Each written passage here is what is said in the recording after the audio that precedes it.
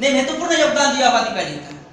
लेकिन वर्तमान समय में हम सोचते हैं 1951 में हमने वैश्वीकरण को स्वीकारा है, मुक्त अर्थव्यवस्था को स्वीकारा है, और इस मुक्त अर्थव्यवस्था ने सबसे अधिक मात्रा में हमारे भाषा पर प्रभाव होता हुआ दिखाई देता है, नकारात्मक परिणाम होता हुआ दिखाई देता है। अल्प मात्रा में सकारात्मक होता है, लेकिन अधिकतर नकारात्मक परिणाम होता हुआ दिखाई देता है। क्योंकि जो भाषा मरती है वो भाषा के साथ अपनी संस्कृति मरती है। अर्थात 15 दिन में इस देश की एक बोली लुप्त हो जाती है, एक बोली लुप्त हो जाती है। उसी पद्धति से कुछ लोगों का कहना है 21वीं शताब्दी के अंत इस दुनिया में 6000 वर्तमान समय में भाषा है, केवल और केवल 300 भाषा रही। भाषा मरती है तो भाषा में संस्कृति होती है, भाषा मरती है तो भाषा में अस्मिता हमारी मर जाती है, भाषा मरती है तो भाषा में सोच मरती है, भाषा मरती है तो भाषा में विरासत मरती है, भाषा मरती है तो भाषा में एक परंपरा मरती हुई दिखाई देती है। देखिए, भाषा का मरना सबसे अधिक मात्रा में खतरनाक उस राष्ट्र की सोच पर होता हुआ दिखाई देता है। शंकरदेव विद्यार्थी ने कहा था, यदि मेरे साथ चुनाव है, दो बातों का चुनाव करना है कि देश को आजादी मिलनी चाहिए या भाषा की आजादी मिलनी चाहिए, तो मैं चयन करूंगा भाषा की आजादी। क्योंकि देश को आजादी मिलकर भी भाषा गुलाम रह सकती है, लेकिन भाषा आजाद होने के बाद देश कभी भी गुलाम नहीं रह सकता है। इस कारण महात्मा गांधी को मालूम।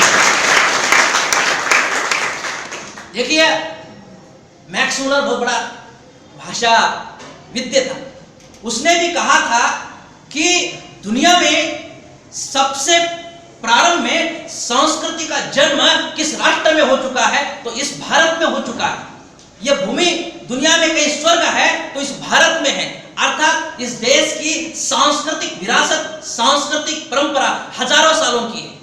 अब मित्रों, आपसे कहता हूं कि भाषा जो बनती है उसको हजारों पीढ़ियां, हजारों काल का समय चला जाता हुआ दिखाई देता है। उसके भीतर अपनी बहुत बड़ी विरासत होती हुई दिखाई देती है। भाषा लुप्त होना यानी अपनी सोच, यानी हम पराया हो जाते हुए दिखाई देते हैं। इस कारण भाषा अधिक से अधिक जिंदी रहनी चाहिए, अधिक से अधिक समृद्ध रहनी चाहिए। मैक्स मुलर जैसा व्यक्ति कहता हुआ दिखाई देता है कि जिस देश ने विश्व को एक सांस्कृतिक भूमिका दी है, जिस देश के महात्मा गांधी हो या गौतम बुद्ध हो, उनके सोच ने विदेश में महात्मा गांधी की सोच हो या पाली के द्वारा गौतम बुद्ध की सोच गई हो, उस सोच में केवल सोच नहीं थी, एक संस्कृति थी, एक सभ्यता थी, एक संस्कार था, एक विचार जो दुनिया को दिया है। अहिंसा का विचार, सत्य का विचार।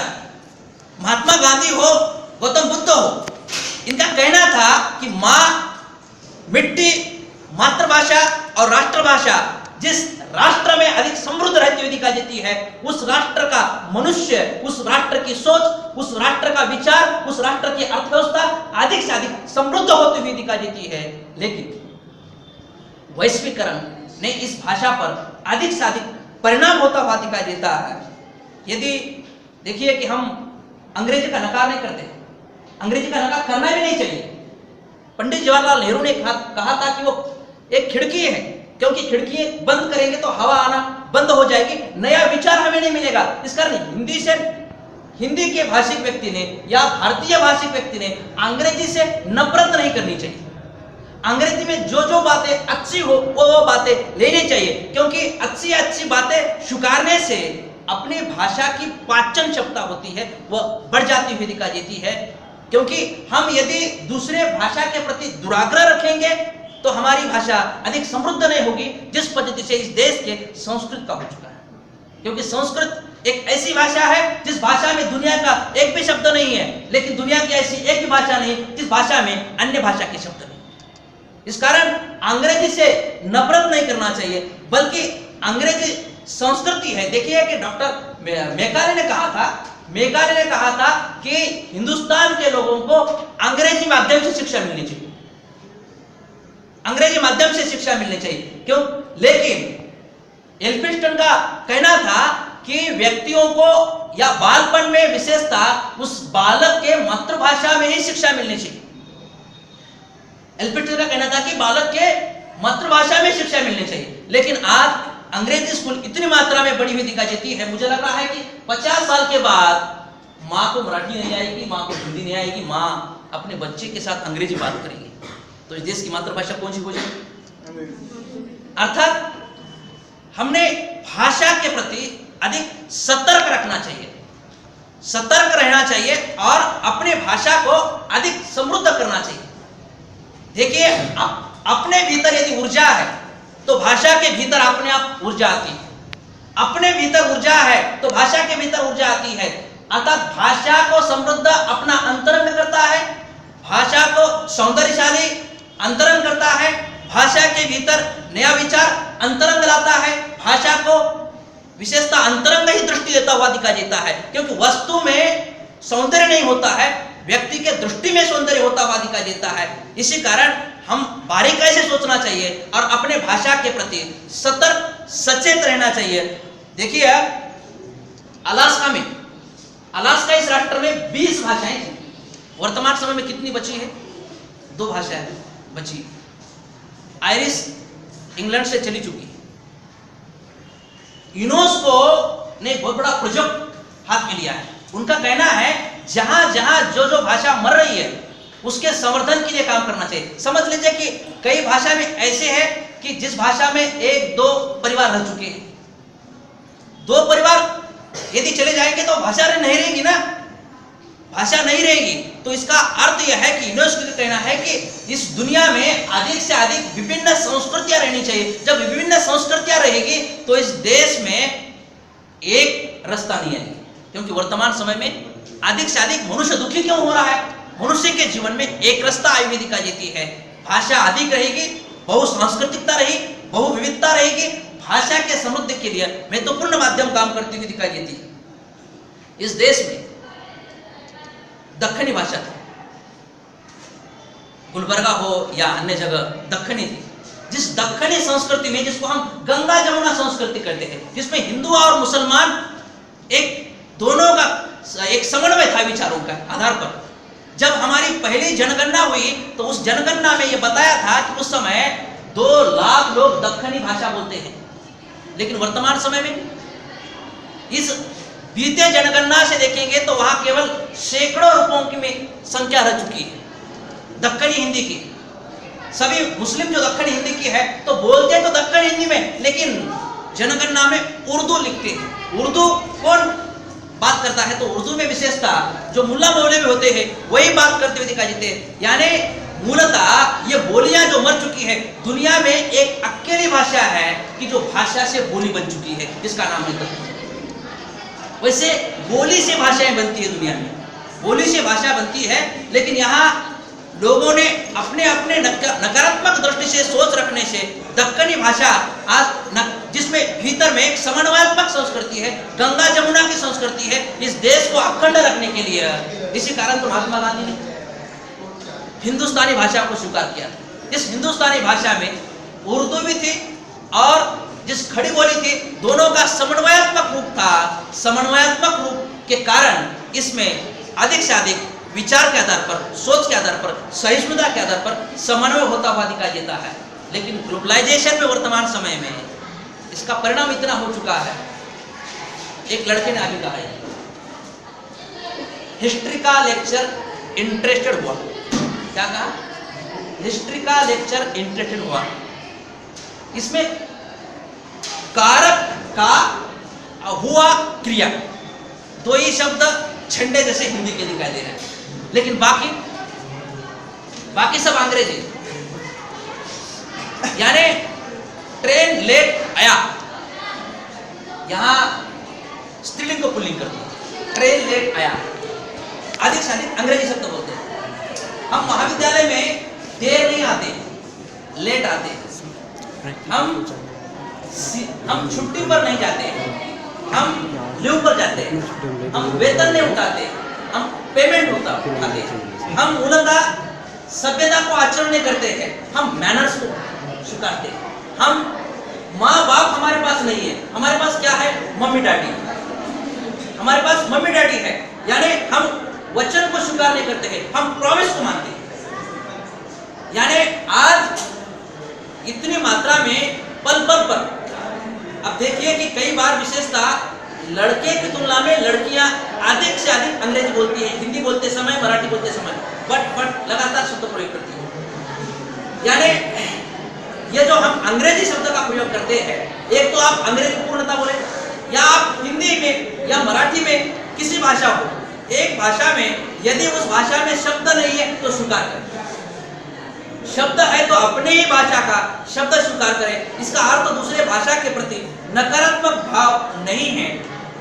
देखिए कि कई बार हम मैसेज भेजते हैं, मैसेज होता है हिंदी में लेकिन लिपि होती है रोमन, होता है क्यों?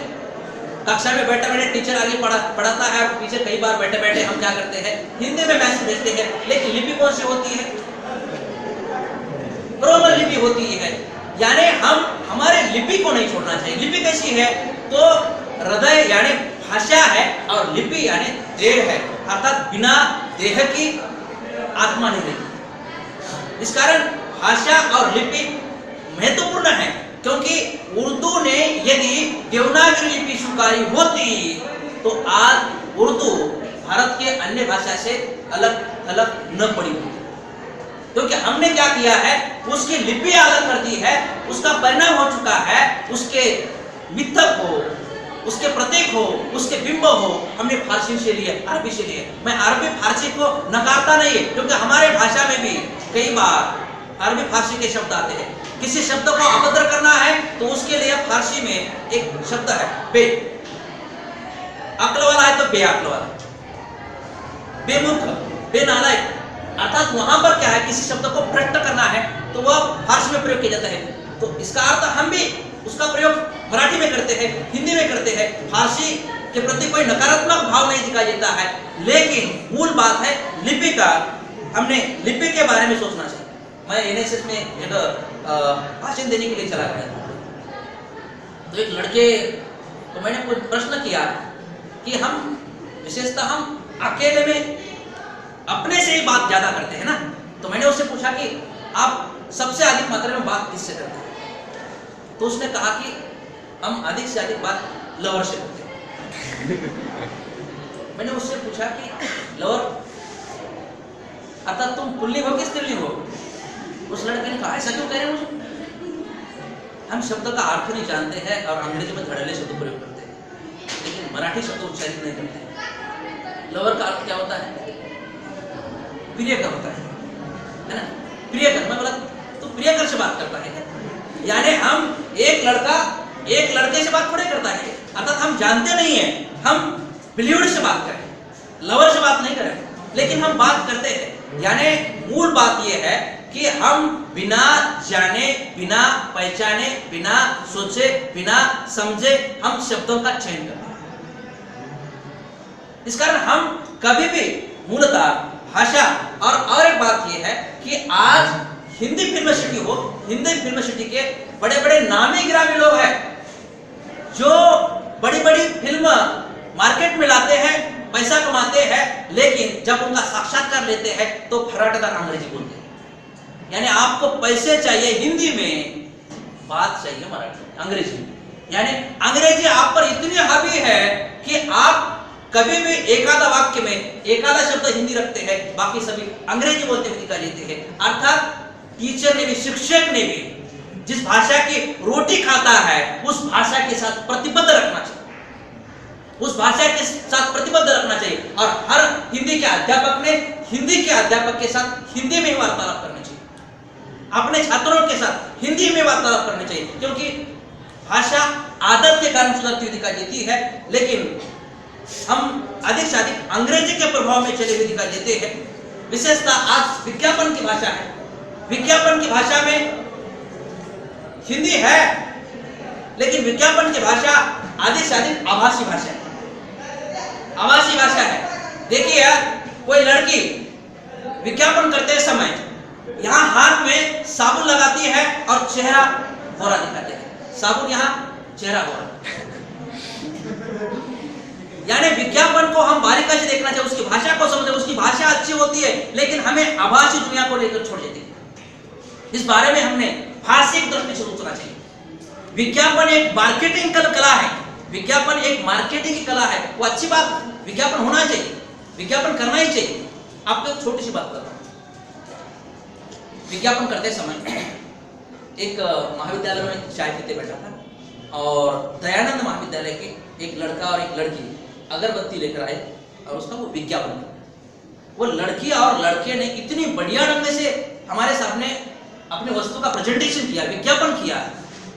मैंने कहा कि उस लड़की से कहा कि हम चाय ले रहे हैं, आपको चाय पियो। उस लड़की और लड़के ने चाय पी। चाय पीने के बाद उस लड़की को मैंने कहा कि देखो मैं ईश्वर को नहीं मानता हूँ, इस कारण अगरबत्ती नहीं लेता हूँ। उस लड़के को मुझे टालना था, लेना था। तो फिर उस लड़की ने कहा कि और 2 मिनट मेरी बात सुनी। उस लड़की ने इस कदर अपनी बात को मेरे सामने रखा। मेरी इच्छा नहीं थी अगरबत्ती लेने की। मेरे मित्र ने कहा कि आपके पास पैसे नहीं तो मैं पैसे देता हूँ, अगरबत्ती लीजिए। उसने आधी अगरबत्ती ली 250 रुपए की और मैंने 250 रुपए की अगरबत्ती ली। तात्पर्य ग्राहक के मन में इच्छा नहीं है, लेकिन इच्छा उत्पन्न करना और उसके जेब के पैसे निकालकर अपने जेब में डालना उसको कहते हैं मार्केटिंग। अच्छी कला। एक छोटी सी और एक बात है कि विज्ञापन करने वाला पढ़ा लिखा ही आदमी होता है, अनपढ़ आदमी विज्ञापन करता है। एक छोटी सी और एक उदाहरण देता हूं। शिवरात्रि का दिन था, मैं घर में बैठा था, मेरे घर के सामने से एक आदमी चला गया बेल लेकर, और वो पहले गाना था आवड़ तुला बेला से, आवड़ तुला। वो गाना मैंने सुना और तब तक पत्नी ने कहा कि ते बेला ले बगा, पर कहने का मतलब मैं गया तो वहां गाना कौन बजा रहा है, तो गाना उसने घर के सामने आते ही बंद किया और फिर कहा बेल। यानी देखिए, किसी भी घर में बैठने वाली स्त्री के मन में गाना सुनकर ये बात निर्माण होती है कि कल सोम का दिन है, आज बेल खरीदना है। तब तक वो गाना बंद करता है, आपके सामने बेल कहता है। देखिए मार्केटिंग की कला कैसी, यानी वो अपने भाषा में है ना, अपने भाषा में मार्केटिंग की कला है, वो अपने भाषा में मार्केटिंग करनी चाहिए। चिक्कू ले चिक्कू, शक्कर के टक्कर, चिक्कू ले चिक्कू, शक्कर के टक्कर, यानी अपनी भाषा में मार्केटिंग करना चाहिए। लेकिन हम विशेषता पाश्चात्य भाषा में देखिए कि विज्ञापन की भाषा को जाने, लेकिन विज्ञापन के आभास में मत रहे। कई बार किसी लड़की के कम कपड़े पहने हुए किसी कार के बाजू में बहुत बड़ी फोटो खींचते हैं, अर्थात उसका विज्ञापन करते हैं। मैं कहता हूं कि ऐसे कम कपड़े यदि कोई पहनते हैं, विज्ञापन करते हैं, हमारे बाल बच्चों पर क्या असर होता होगा, हमने सोचना चाहिए। लेकिन मैं दूसरी बात करता हूं। दूसरी बात यह है, यदि महात्मा गांधी जिंदा होते तो कहते हैं कि मेरा सपना इन लड़कियों ने पूरा किया है, क्योंकि मैंने कहा था कम कपड़े पहनने चाहिए।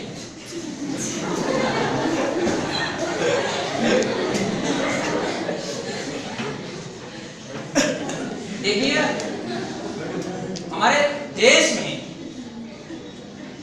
विज्ञापन करना है तो किस प्रकार की हमारी सोच होनी चाहिए, सोच अच्छी होनी चाहिए और उसी पद्धति की भाषा भी होनी चाहिए। देखिए मैं कहता हूं बाजार से नहीं डरता हूं और बाजार से किसी भाषा के व्यक्ति ने नहीं डरना चाहिए, लेकिन बाजार की नीति सेवा की होना चाहिए। और लोग अंग्रेजी के पीछे इसलिए पढ़ते हैं क्योंकि अंग्रेजी में रोजगार बड़ी मात्रा में और हिंदी में रोजगार की मात्रा कम है, और जितनी मात्रा में रोजगार का आपके गुंजाइश है वो लोगों के सामने नहीं आ पाती हुई दिखाई देती है। लेकिन आपको बताऊं, इस देश में केंद्रीय हिंदी निर्देशालय कार्यालय है, दूसरा है केंद्रीय हिंदी संस्थान आगरा, अंतरराष्ट्रीय हिंदी विश्वविद्यालय वर्धा, इसके साथ ही सीडैक पूना, सीडैक के साथ नोएडा, ऐसी कई जो संस्थाएं हैं, जो संस्थाएं इस भाषा को तकनीकी तौर पर सामने लाना चाहते हैं, क्योंकि इनको अंग्रेजी के साथ टक्कर लेनी है, अंग्रेजी के साथ अधिक से अधिक एक विकल्प देना है, एक पर्याय देना है। अपने देश में देखिए उतनी मात्रा में भाषा को तकनीक के साथ नहीं जोड़ते जिस पद्धति से जापानी जोड़ते हैं, जिस पद्धति से चाइना जोड़ते हैं। क्योंकि चाइना में क्या होता है, जापानी में दुनिया में नई टेक्नोलॉजी आई तो उसका तुरंत उस टेक्नोलॉजी के साथ अपने भाषा में वो टेक्नोलॉजी लेते हैं, उस अपने भाषा में उस टेक्नोलॉजी को लेते हैं। लेकिन हम वैसा नहीं करते। हमारे पास बहुत बड़ा टैलेंट है, विशेषता अमेरिका में जितना टैलेंट है उसका 30% टैलेंट इस हिंदुस्तान से जाता है, हिंदुस्तान से ज्यादा हुआ दिखाई देता है। टैलेंट का अभाव नहीं है, लेकिन मूल बात यह है हम अधिक से अधिक हमारे सोच पर अधिक से अधिक यहाँ अवसर नहीं मिल पाता है भाषा को, लेकिन इस कई संस्थाएं हैं इस देश के धरोहर को जिंदा रखने का प्रयास करते हैं और उसी में अपने देश में रोजगार देने का प्रयास करते हुए दिखाई देते हैं। तो कई ऐसी संस्थाएं हैं, हमने उस संस्थाओं के जरिए अलग अलग तकनीकी तौर पर भाषा को विकसित करने का प्रयास किया हुआ दिखाई देता है। देखिए, बिल गेट्स ने कहा था कि दुनिया में 3 ही ऐसी भाषा है जो संगणकीय दुनिया में समर्थ रूप में स्थापित होती हुई दिखाई देती है। एक है अंग्रेजी, दूसरी है चाइना और तीसरी है हिंदी। अर्थात हिंदी एक ऐसी भाषा है जिस पद से हम उच्चारण करते हैं उसी पद से लिखते हैं, लेकिन अंग्रेजी का ऐसा नहीं होता है। अंग्रेजी का उच्चारण कई बार अलग होता है, लिखते अलग है। इस कारण वर्तमान समय में वैश्वीकरण की दृष्टि से हमने निराश नहीं होना चाहिए। अपने भाषा के जो बलस्थान है, अपने भाषा में समृद्ध रूप है, उसको सामने लाना चाहिए, उसको मार्केटिंग का हिस्सा बनना चाहिए और मार्केटिंग की दृष्टि से भाषा का विकास करना चाहिए। देखिए, अपने देश में बहुत बड़ा क्षेत्र है अनुवाद का क्षेत्र है। अनुवाद में वर्तमान समय में कई रोजगार मिल पाते हुए दिखाई देते हैं। बीमा कंपनी है, कई बैंक है, आकाशवाणी है, दूरदर्शन है, यहाँ अनुवादक की आवश्यकता है, लेकिन अपने देश में हिंदी अनुवादक बड़ी मात्रा में नहीं मिल पाते हैं।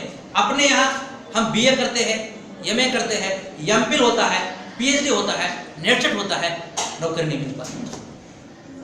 नौकरी नहीं ना, क्योंकि हमारे पास स्किल नहीं है। हमारे पास स्किल नहीं है। भाषा में एक बहुत बड़ा स्किल होता है, उस स्किल का हम विकास नहीं कर पाते। यदि मैं कहता हूं कि जिसकी अंग्रेजी अच्छी है, जिसकी हिंदी अच्छी है और जिसकी मराठी अच्छी है, यदि वो लड़का 1 साल का बीए होने के बाद अनुवाद का कोर्स करता है पदवी का, तो उसको आराम से नौकरी मिल पाती हुई दिखाई देती है। एम्प्लॉयमेंट न्यूज में हर साल 1000 के नजदीक अनुवादक के पद आते हैं, लेकिन इंटरव्यू लेते समय वहां लड़के, अधिक से अधिक लड़के उस परीक्षा में फेल होते हैं। इसका कारण यह है कि हम भाषा को उतने बारीकी से नहीं जान पाते हैं। अर्थात अनुवादक के लिए अंग्रेजी के साथ हिंदी और हिंदी के साथ मराठी भाषा पर प्रभुत्व रहना चाहिए, क्योंकि जिसके पास भाषा का प्रभुत्व होता है वो दुनिया पर राज करता है। मोदी के पास क्या है? अटल बिहारी वाजपेयी के पास क्या है? महाजन के पास क्या है? भाषा ही तो था। मैं कहता हूं कि दुनिया में सबसे खतरनाक हथियार कोई है तो भाषा है, और सबसे बड़ा औजार कोई है तो भाषा होती दिखाई देती है। भाषा बहुत बड़ा औजार होता हुआ दिखाई देता है।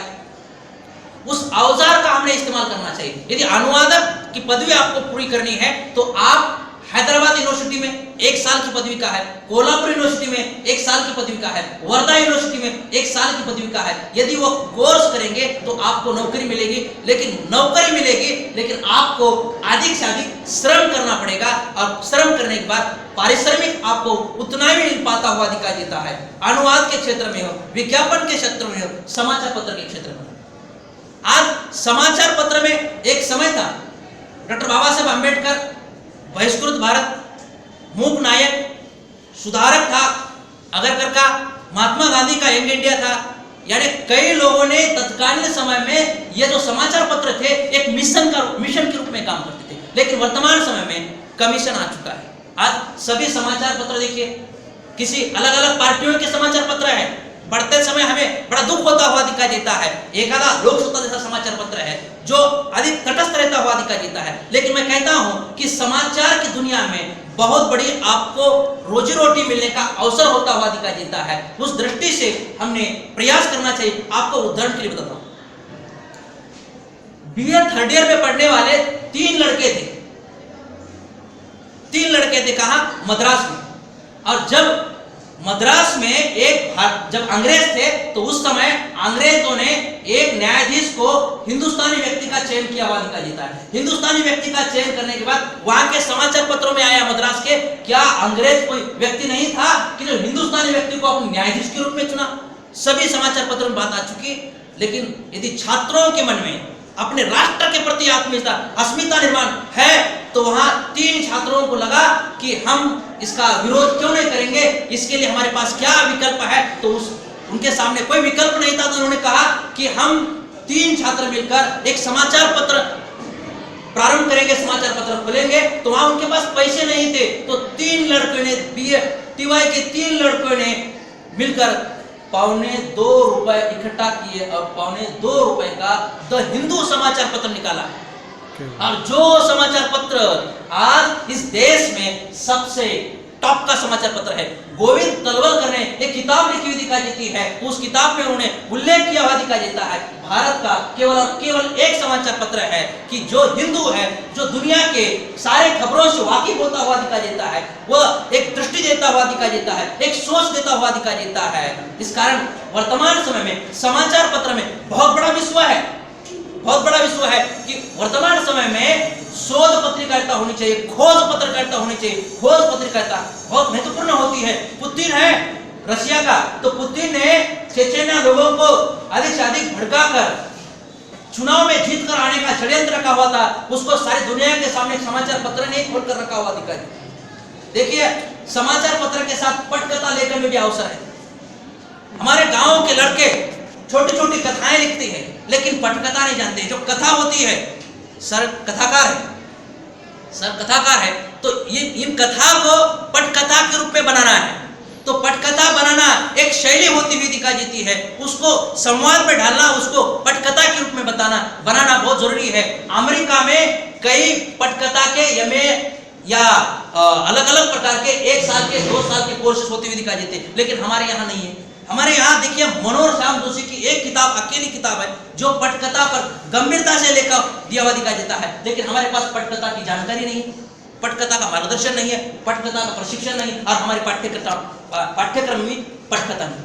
पटकथा लेखन यानी अपने पाठ्यक्रम में साहित्य मध्यकालीन साहित्य पढ़ाने से अधिक मात्रा में अधिक से अधिक उपयोजित मराठी, उपयोजित हिंदी अधिक से अधिक अपने पाठ्यक्रम में होनी चाहिए, और अपने लड़कों को वो बात मिलनी चाहिए। और 2 मिनट में बातें करते विराम कर देता हूं। देखिए, निवेदन, कई बड़े बड़े कार्यक्रमों में आपको सूत्र संचालन करना है, निवेदन करना है, तो आपको यदि 2-3 भाषा का ज्ञान है, तो वहां आपको एक बड़े बड़े कार्यक्रम में निवेदन करने के लिए आपको 10-10 हजार रुपए मिल पाते हुए दिखाई देते हैं। ये कौन करता है? ये केवल बीए में पढ़ने वाला लड़का कर सकता हुआ दिखाई देता है। उसके लिए कोई विशेष डिग्री लेने की आवश्यकता नहीं। मैं कहता हूं कि अपने भाषा में इतने रोजगार के अवसर है, इसके लिए हमें भाषा को बारीकाई से देखना पड़ेगा। भाषा के तंत्र को, भाषा की जो सोच होती है, भाषा की स्किल होती है, उस स्किल को देखना पड़ेगा। अपने विश्वविद्यालय के पंडित विद्यासागर ने एक शिक्षक एक कौशल्य नामक एक स्कीम की थी, लेकिन कुछ महाविद्यालय ने उसको अमल किया, कुछ महाविद्यालय ने उसको अमल नहीं किया। लेकिन हमने उस स्किल के, भाषा के स्किल को डेवलप करना चाहिए। अपने देश में कई ऐसे लड़के हैं जो बढ़िया ढंग से कविता लिखते हैं। महाविद्यालय में लड़के प्रेम करते हैं, और प्रेम करते करते कई बार इतनी अच्छी कविता लिखते हैं, पूरा का पूरा अपना समर्पण कर देते हैं कविता में। मैं कहता हूं कि आप यदि अच्छी कविता लिख सकते हैं, तो यदि आप बच्चों को लय का, ताल का, गेय का ज्ञान मिल जाता है, तो आप कविता का रूपांतर गीत में करते हैं, और गीत आपको रोजी रोटी देता है। गजल का गुलजार हो या खेबुड़कर हो, आप में से एक आधा मैं अपेक्षा करता हूं कि एक खेबुड़कर निर्माण हो, एक गुलजार निर्माण हो, और अधिक से अधिक आपकी कविता को अधिक से अधिक गेयता का रूप दो, और आप में से एक बहुत बड़ा महान कवि, गीतकार निर्माण हो। मेरे गांव का एक उदाहरण देता हूं, मैं इसी जिले का हूं। मेरे गांव में एक मुस्लिम समाज का लड़का था। मुस्लिम समाज का लड़का था, पढ़ा लिखा नहीं था, वह भैंसा पर, तो कम मात्रा में पढ़ा लिखा था, तो भैंसे की पीठ पर वो गीत लिखता था। गीत किसी पठन किए हुए गीत नहीं, स्वयं गीत बनाता था, स्वयं गाता था। तो जो महिलाएं होती है कपड़े धोने के लिए नदी के किनारे पर होती है, तो ये जो लड़का गीत गाता था मुस्लिम का, तो महिलाएं कपड़े धोना बंद कर दी थी और उसका गीत सुनती थी। देखिए कि एक छोटे से गांव में इतनी बड़ी प्रतिभा है। वो लड़का वर्तमान समय में बंबई में है, वह 8वीं पढ़ा लिखा लड़का है। वर्तमान इस समय वो लड़का 50,000 रुपए महीना कमाता है, 8वीं पढ़ा लिखा है।